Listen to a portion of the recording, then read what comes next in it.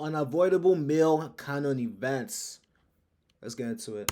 Events. First up, fumbling a 10 out of 10. You know, I'm not gonna lie, this is one of the worst ones in my opinion. Reason why we've all been through this. There's always been that one girl that you thought you had in the bag. I mean, she was fine, beautiful, gorgeous. I mean, in your mind, she goes band for band with Scissor Lotto and Ruby Rose. Like, you feel me? If for some wild reason you think you actually have a chance with that girl, you try to get her and you're doing good, and then randomly one day she just goes. You guys, mind you, also just have in mind that a 10 out of 10 is also subjective. A girl that's a 10 out of 10 to you might not be a 10 out of 10 to somebody else. And that's just the truth of life. That's just how it goes. But everybody has fumbled a 10 out of 10. I remember my first 10 out of 10, bro.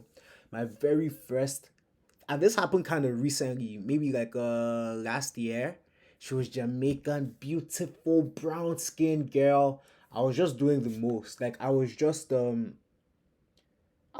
the most, bro. Like when it comes to girls, you're meant to keep your composure. You're meant to be chill. I was not chill at all. For the rest of that week, you're just contemplating, scrolling through your text, looking at what you could possibly have done wrong. Thinking maybe she forgot about the text, maybe you said a weird joke, or just something random. Just whatever your brain can imagine for her to actually ghost you, because of course it's not just you. Well, nigga, hate to break it to you, she likes a guy and it's not you. Game is game. And the worst part about it is that oftentimes the next week she ends up hard launching with her new man. And when you see him, it's somebody you don't even think is better than you. Well, brother, hate to break it to you, but he is. And then when But it's a mind game thing, bro. What I've realized is this whole relationship thing, it's mind games. You feel me? And I'm saying that it's mind games in the sense that, like, okay, cool, you see a girl, she's a 10 out of 10, she's very attractive, yada yada yada yada yada. But at the same time, like, just don't treat them like they are crazy, crazy attractive, bro. And that's the secret. Just, treat them normally. Treat them like a human being, bro. Because me personally, I used to, look at girls and be like, oh my gosh, she's so fine. She's so fine. She's out of my league, blah, blah. And then you see who they end up with, and it's just some random guy. It's not the guy, the stereotypical guy that you think it would be. It's just a chill random guy. And that's okay. That's literally just life. they eventually break up, you're gonna be right back on her feet begging for her to take you back. But before that, you will go through the I hate that bitch phase. After every man goes through a heartbreak, they always hate the girl for a little bit. It's inevitable, bro. Every single bad thing that you've noticed and garnered about her in the past couple of years, it just kind of comes flowing back into your brain in one rushing, angry moment until it eventually boils over and you realize you don't really hate her. You're just sad that she's gone. But you still go through the phase, though. Then you get sad and you're a little bit depressed and you're wondering why it didn't work out. Maybe you'll never find love again. Maybe something else won't happen. I don't know. You just stress. But usually you end up doing all of this stressing late at night, which leads you to the third male Canon event, 3 a.m. motivational workout. I can speak for all of us. We've all been through. Whether it was a breakup or a heartbreak, or maybe you just realized you're a bum. You went through that phase where you thought at 3 a.m. in the morning, you was gonna change the world. You started. I'm telling you that I feel like the more 3 a.m. phases that you have, the better your life is going to be. Like, on one hand, it's like, yeah, 3 a.m. phase, blah, blah. But on the other hand, bro, that's what you need as a guy, bro. That's honestly what you need as a guy. Every now and then, you need to wake up and be like, damn, it's 3 a.m. I need to go and grind, yada, yada, yada, yada, yada. Doing push-ups, started watching David Goggins videos. And you're up all night feeling motivated and thinking that you're finna rule the whole world. You're finna be the most swole, chiseled, drizzled, gizzled, diggled, fadiddled, top-tier man that you can be. And then you wake up after you pass out on the floor from doing all of them push-ups. Look at your surroundings, realize your room is still dirty, and then eventually come to the realization that you'll never be that guy. But you know something? I'm telling you that, like, for me personally, waking up in the morning is so hard, bro. Like, oh my gosh. Like, I wake up and I'm like, ugh, bro, like, another day. Like, we need to do this again. We need to do this again and again and again and again. I'm grateful to God every day that I wake up, but damn, fuck, you know. And every day it's either the same shit or different random shit, bro. Like every single day, I'm like, oh my God, I need to do this all over again. Fuck. else that could send you into this motivational arc? Canon event number 4, going bald. I promise you, every single person watching this video has gone through this phase, and most of the time it's because of your dad. Brother, I am gonna tell you right now, for the first 5 years of my life, I had to be completely butt naked Michael Jordan bald, because when my dad was 28, he stopped growing hair, and ever since that day, he decided that he didn't want me to grow hair. To be fair, I hear this, but me personally, did I go bald? Did I ever go bald? Nah. I personally never went bald.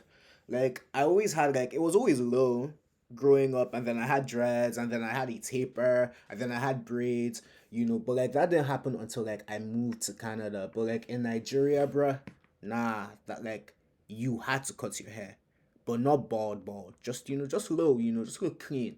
On one hand, like I feel like Nigeria is very, very different. Like in Nigeria, they're like, you have to cut your hair, you can't have braids or weave, you can't wear makeup in school. But then I move here, and I'm seeing everybody wearing makeup. I'm seeing like young people looking like they're my age, and I'm like, geez, this is crazy, But I don't know, like I feel like in Nigeria, they just have their priorities messed up.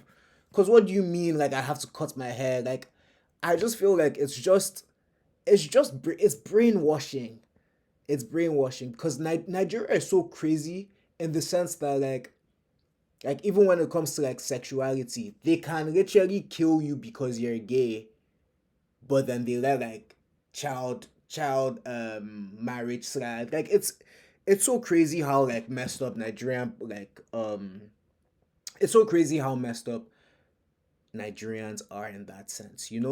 And it was the most aggravating thing of my life. And I'm sure every single one of y'all went through that same thing. And the worst part about it is that after he allowed me to have hair, he only allowed my hair to get to a certain length, which is known as the bald phase, which most of us have gone through, especially black children. And the worst part about this is that back then, when I was growing up, the mohawk was very popular. It was during the LaMelo, Odell mohawk phase, and everybody and their mother wanted a mohawk. And I wanted that so bad, but no, I couldn't get it because my dad said, and I quote, if you get a mohawk, you have to walk around naked everywhere because the mohawk tribe did. Y'all don't know. That is crazy. What?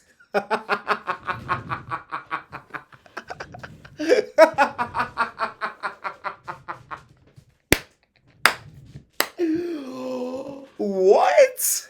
You don't mean it. Why that nigga said that? That was some fucked up shit. But basically, he was just trying to get me to be bald like him. So, hey, yeah, I guess it kind of worked. For a little bit.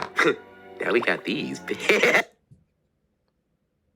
But something else that dads often made us do was help them around the house. And one thing that I know for sure that we all went through was our dads getting mad at us when we didn't hand them their tools fast enough. My brother in Christ, I have almost been shot, almost lost my life. Heck, I thought I had AIDS at one point. But I have never been more scared in my life than when I used to help my dad do work around the crib. Because for some reason, dads just have a big fascination with doing mechanical work around the house. And while they're actively doing it, Okay, my dad wasn't like that, to be honest. My dad was very, very like he was really soft, bro. Like I don't want to say soft because like my dad had me when he was older, but like I never saw my dad like doing any like mechanic shit. Like he was just always like chilling, to be honest. My dad was a lawyer, you feel me? So like he never really did like shit like that. This act of stupidity, most likely messing up the whole house. They decide to exert their frustrations on their kid that they told them to help. And my brother in Christ, I know every single person watching this video can relate. If you didn't hand your dad that tool as soon as he asked you to, or if you moved a tiny little bit when he asked you to shine the flashlight somewhere, the amount of anger and rage that man will exert onto your body would be scarier than meeting a polar bear in the Arctic. Yeah, no, maybe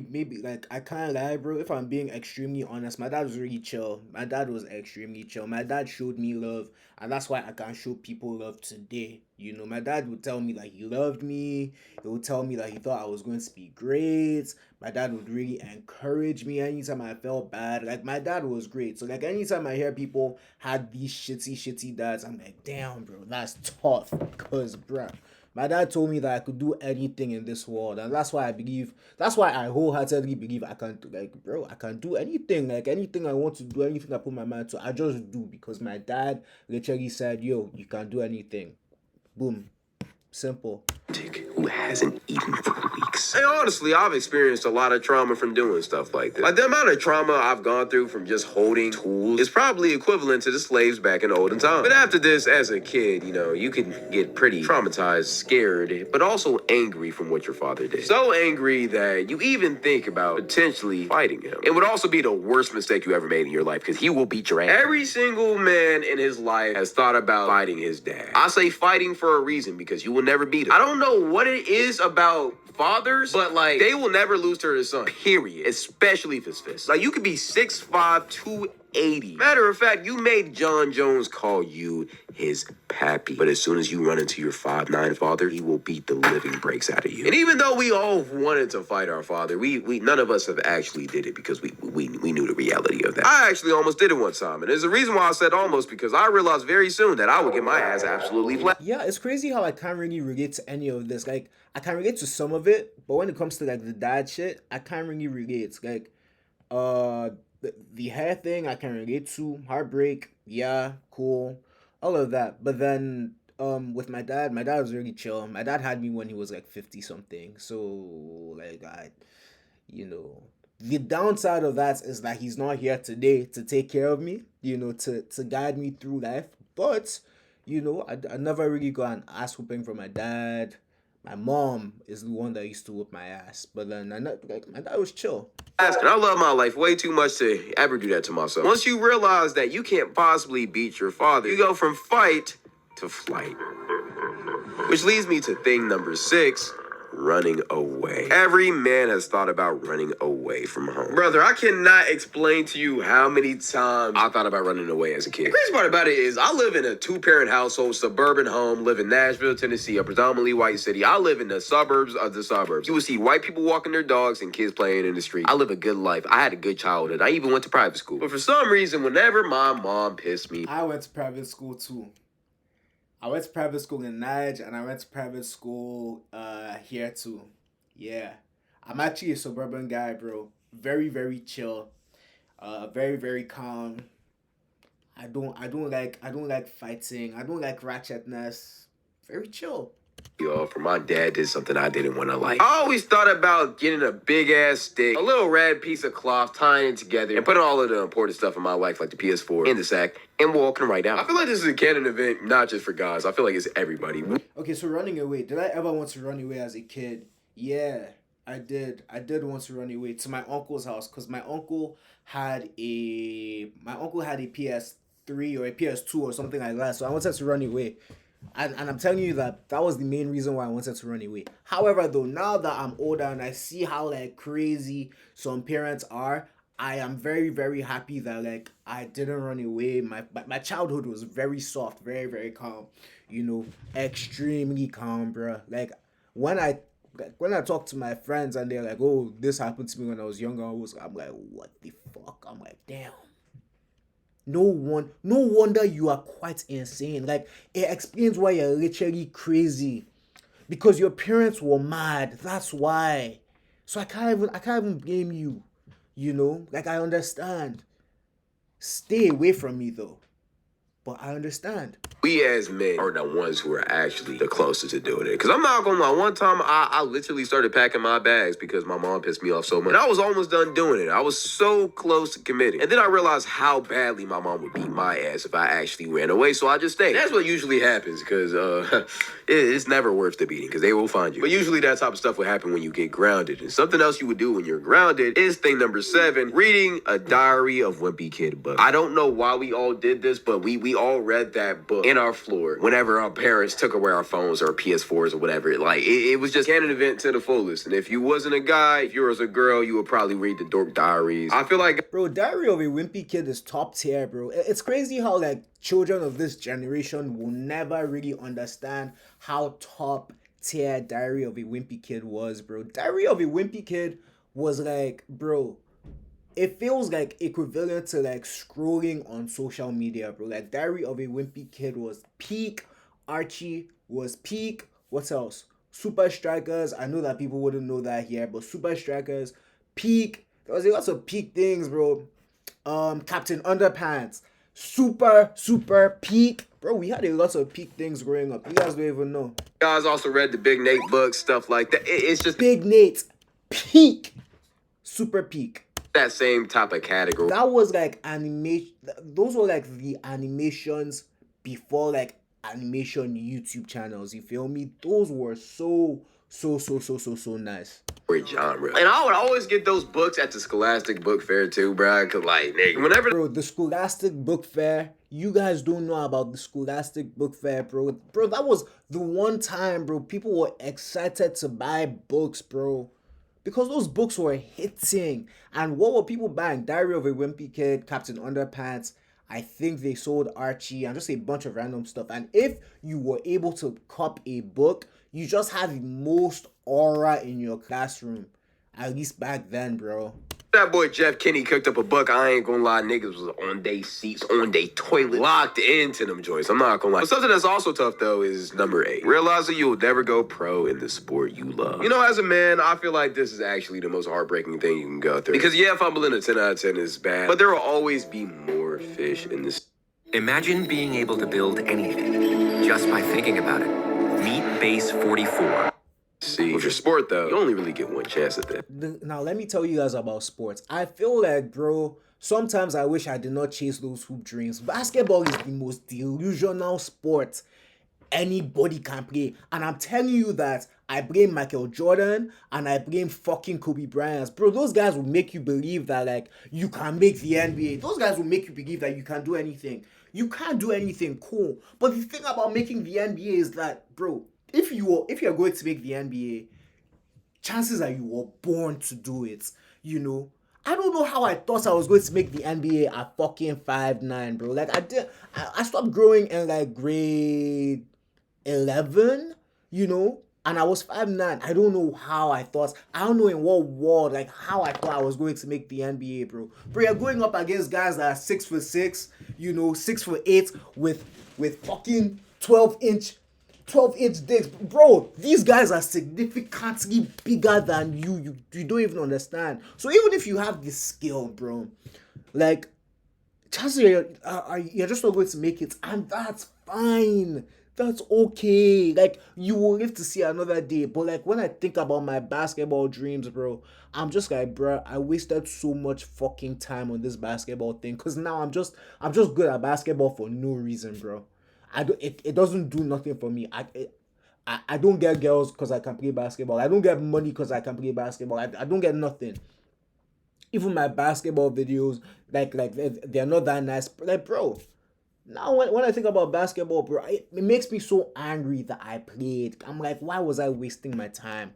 And once you finally had that moment of realization that you will never go pro in your sport, whether it's basketball, football, it's truly one of the most heartbreaking things you can ever go through. I remember I was a big basketball player back in middle school, and when I got to high school, I thought it was going to be the same thing. And then one random day, Darius Garland pulled up to my local gym, and I realized very quickly that NBA was never going to be a reality. But I was delusional, so I thought, you know what, maybe if I really ball out my freshman year, I can get some looks. Bro, listen. There was this one time I played against an NBA player. It was Charles Bassey. I think I was in grade 9 and he was in grade 12. Fuck. Like, you guys think that you're good at basketball. Wait till you play against an NBA player, bro. I'm telling you, he was a 6'10", 6'9" center. Fuck. The things that he was doing, like, it was a madness. We were just watching, like, wow, bro. I was too young. Like, I would play JV and I would bench varsity, you know. So I was getting experience and all of that, so that when I got to, like, grade 11, grade 12, I could be the starting point guard. But fuck, bro, like, till this day, I have never seen anything like that, like, in real life, bro. It was a massacre. It was bad. No, I could really go. And this guy doesn't even start. You know, he's literally like a bench player in the NBA. Like, you guys don't know how good NBA players are, bro. Like, fuck. Crazy in a good route leading up to my senior year. Well, I was a JV bench player. And I was good too. I was averaging like 20 points a game, but the coaches just didn't mess with me. But then I thought, you know what, maybe the coaches are just, you feel me, purely hating on me, which they were. But then I thought, you know what, maybe I need to transfer somewhere to get more PT. Maybe that's what I really needed. And then I realized that I was never gonna grow past the height of 5'9". Yeah, I haven't grown since freshman year. So yeah, I'm basically trying to say I'm fried. But every man has to go through that phase to realize they're just a regular guy. Just because every motivational speaker tells you that you can do whatever you want in this life doesn't mean you actually can do it. I'm just keeping it real because Bro, Kobe and Michael Jordan fucked with the, oh my god, bro. I'm done talking about basketball. Honestly. Sorry, buddy. If you're 5'4" and you're trying to be an NBA basketball player in this economy, in this league, I'm gonna be honest, brother. We have Wimby's playing point guard, bro. You're not Muggsy Bogues, bro. Another tough realization that we've all been through. Realizing that you're in the friend zone. And I don't care who you think you is. We've all been in this category. As a guy, we've all thought once, if we were a good enough friend to a girl, that she would eventually crack and decide to settle down with us. But another canon event that we've all been through is realizing that that's not how life works. As a matter of fact, she actually knows that you like her. Yeah, she doesn't care. She'll still use you for free car rides, free money, free food, and free attention. This is one of the toughest realities we had to learn as a man, but every man has to go through it. I remember I was 13 and there was this... Bro, let me tell you guys how to get out of the friend zone. It's very, very simple, bro. It's extremely simple. Listen. Just don't be her friend. Like, just don't be her friend. I don't understand, guys, bro. Like, you know that you want this babe. You're seeing this babe. You think that she's fine. You're like, oh my gosh, blah, blah, blah. I really want this babe. She's hot. You now decide to be her friend. Bro, why are you putting yourself through heartbreak and pain?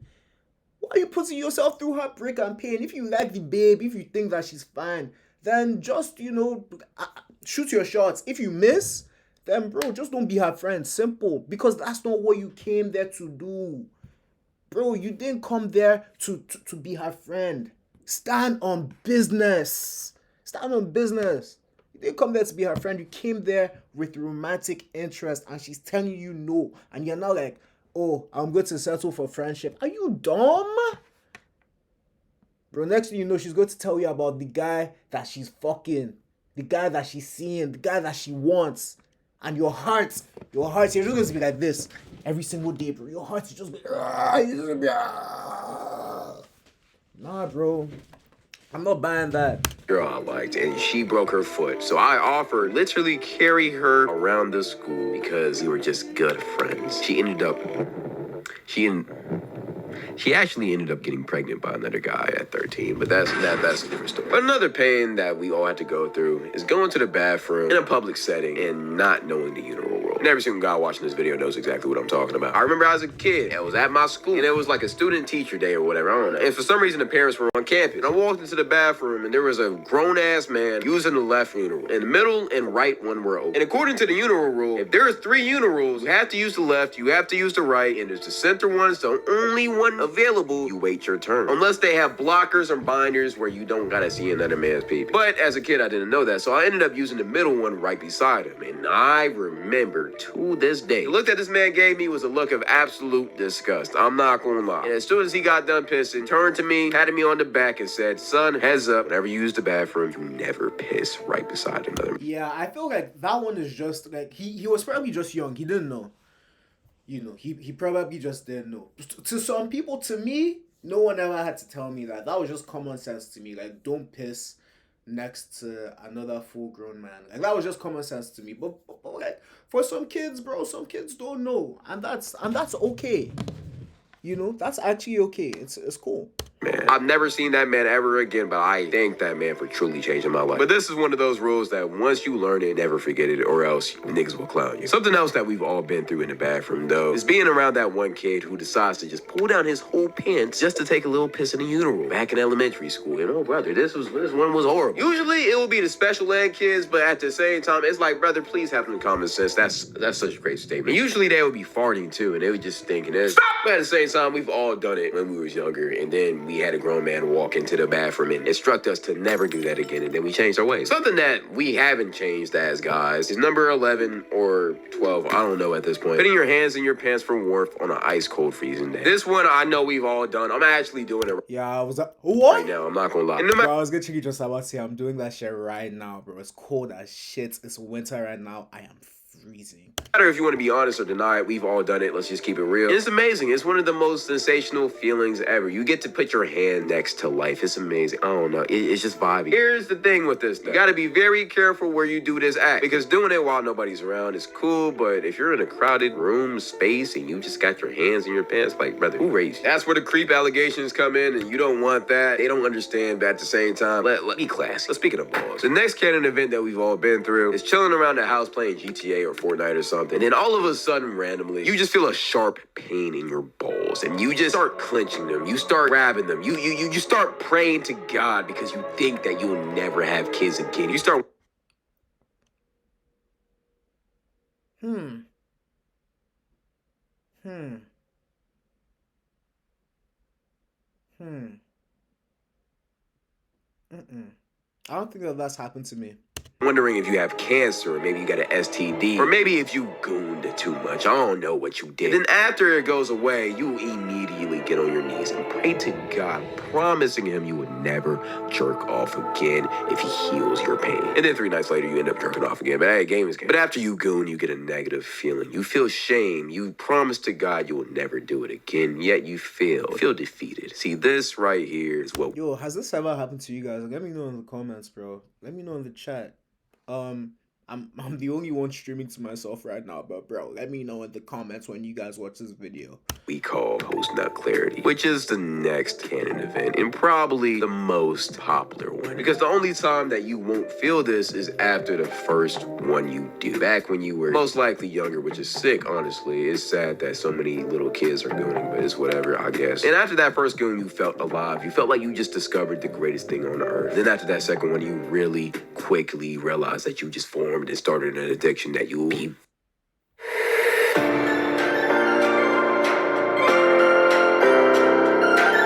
very lucky to get out of. There's downhill, and you just keep on getting more downhill until you eventually stop and become a better human being, which a lot of y'all haven't done. Let's just keep it real. At the same time, though, you will never escape post-nut clarity, even though I had one homie who did it like 10 times a day, and apparently he just stopped having it, but he also looked very depressed, so I think he just had it permanently. You already know what I'm finna say, though. Game is game, jizzle is jizzle, and don't fiddle your pickle. Let's get to it. But it's a part of being a man, and game is game, and that's just how life is. When you retain that, though, you will get superpowers. Powers that would never be feasible to that average gooning man. And you do that as soon as you get into the next Canon event, aka semen retention. Every single man has gone through this. I don't care what y'all say. You guys, it's currently November. It's not November, bro. Because my friend is participating, and you know, I think he's on like today is day 12, 2 weeks, and he's like, yeah, he has, bro.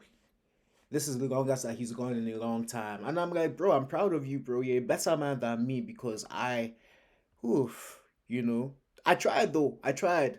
You know, I sometimes I go through like a week stretch of not doing it when I feel like I'm doing it too much. But then, bruh, it's not easy. Like when it comes to what's it called? Like gooning videos, and I did see my retention. I believe people. I believe that people actually build up that discipline. But then the wide majority of people do it. I can't even lie, you know. But when times that I need to lock in, like right now, I need to lock in because I have this goal to reach, you know, in terms of like my watch time hours and all of that. In terms of that, you know, times like this that I'm locked in, then cool, you know. But like, bruh, how are you going to be locked in all the time? I'm just being real. I'm not saying that it's good, but are you going to be locked in 24/7, 365? No. No. We've all gone through semen retention. We thought that by holding our seed, we would turn into spiritual soul or something. In all reality, you kind of do. I'm not gonna lie. You kind of get superpowers. You feel like you can move mountains, you start thinking more clearly, you start getting more ideas. There's really no negative to holding your seed. And then we eventually all fail. But at the same time, we keep on going. But the first time you go on this path, you think you're a superior human being, though. You think you're better than everybody because you can hold your seed. And you call all of the regular 1 to 2 time a week gooners peasants in your eyes. You think they're just weak, inferior beings. And that's just how you will think until you eventually become one of them again. Game is game. But the last Canon event I want to talk about is video games falling off as you get older. Oh my god, bro. Games don't hit the same, bro. Games don't hit the same. I'm like, it's just because I'm getting older. Like, I remember first time I played NBA 2K and Naruto and all those other games, bro. Fortnite. And bro, I'm telling you that it was such a good feeling, bro. Like I didn't even care to be on my phone. I didn't care to watch a movie. I didn't care to go outside. Like peak like 2017 to like 2021. No, in fact, 2013 to like 2021-ish. That was my peak gaming era. I loved games so much. But then, bro, games just don't hit the same. And like sure, people are going to be like, yeah, because you're unk now. But then it's nothing like playing a good game, bro. One more of a maturity thing as you get older. I don't know if it's just me, but like video games just aren't as fun anymore. Like the only games I play now is NCAA, and it's really just to cool down and just to beat my friends. I'm not gonna lie, I can't get immersed in a game nowadays like I did back when I was younger. Maybe it's because I have responsibilities, or maybe it's just because games fell off. I don't know what it is, but it's kind of sad. Hopefully GTA 6 can bring that back out of me. But GTA 6 is bringing it back, bro. Once GTA 6 drops, bro, oh my gosh, you're going to see an influx of gamers, streamers, YouTubers. I'm going to be playing GTA 6. Like, once GTA 6 drops, bro, I don't like. I'm telling you that anybody that I'm talking to, we're going to stop talking. I might fall out with a lot of friends that don't play GTA 6. Like, that is the one game that I plan to be immersed in. You know, that is the one game that I plan to go into debt for if I have to. Because, bro, it's GTA 6. so then we will see. But I feel like every man kind of goes through this. And if you didn't, shouts out to you. But hey, go ahead and tell me anything I missed. If you like this video, go tap into my streams. They're very entertaining. So I'll be doing yaps, vlogs, challenges. It's crazy. It's fire. It's But hey, yo, you guys, that's the video.